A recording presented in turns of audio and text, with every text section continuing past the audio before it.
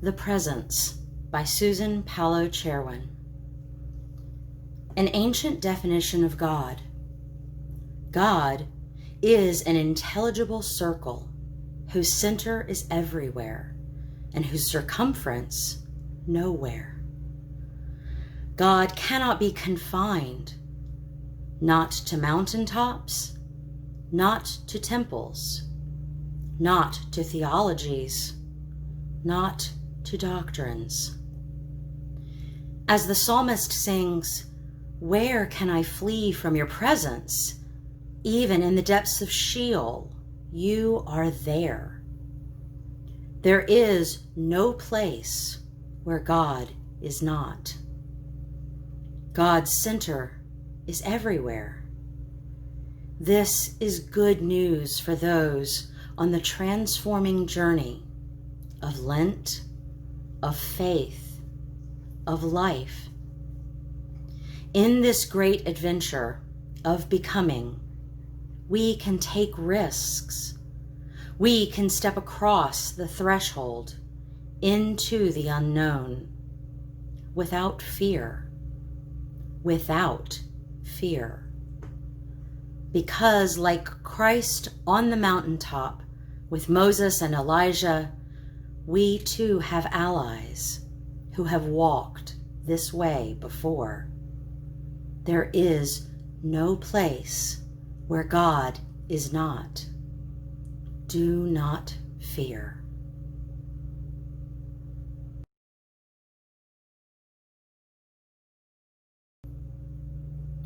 One of the things I have noticed over the past few months, as we all suffer from COVID fatigue, is that there are days when I am able to help others, to look on the bright side of things, to deal with the bad news that is circling around us constantly, with an eye on the future and not on the present. And then there are the days when all of that is much more of a struggle, when it takes everything just to move through the day, when I don't have it in me to help anyone. This is what I think is so special about the fellowship of a strong faith community.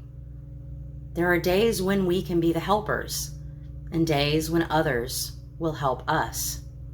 And through it all, God is there, holding us. Today, I want to share with you a devotional from the Reverend Robert Bayley, Interim pastor of Patuxent Presbyterian Church in Maryland. It is titled, "How Are You?" The correct answer to the question, "How are you?" is not too bad. Why? Because it's all purpose. Whatever the circumstances, whatever the conditions, not too bad will get you through. In good times, it projects a decent pessimism, an Eeyore-ish reluctance to get carried away. On an average day, it bespeaks a muddling through modesty. And when things are rough, really rough, it becomes a heroic understatement. Best of all, with 3 equally stressed syllables, it gently forestalls further inquiry because it is basically meaningless. "How are you?" she was asked the first day of a semester as she walked to class and was passed by a student going in the opposite direction.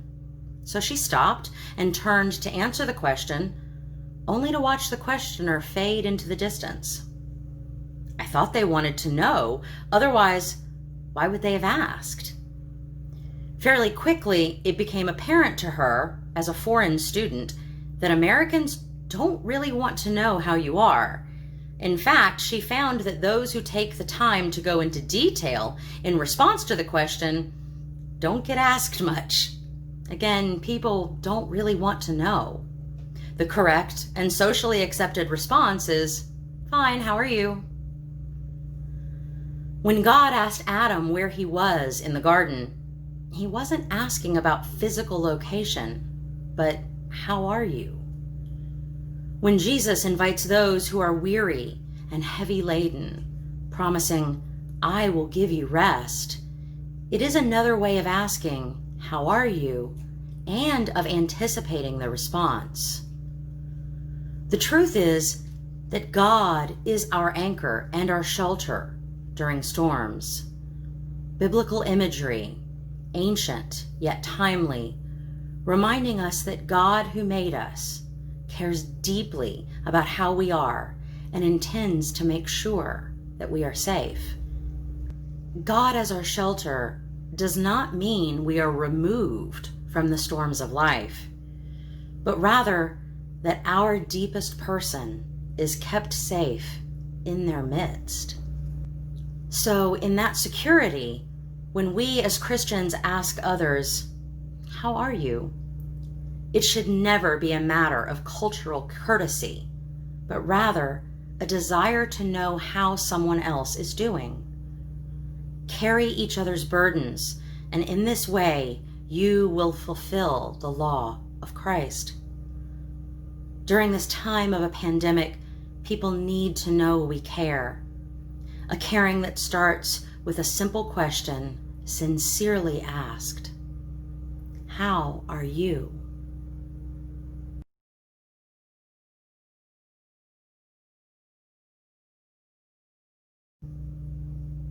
To close our time together today, I have a hymn that I would like to share with you.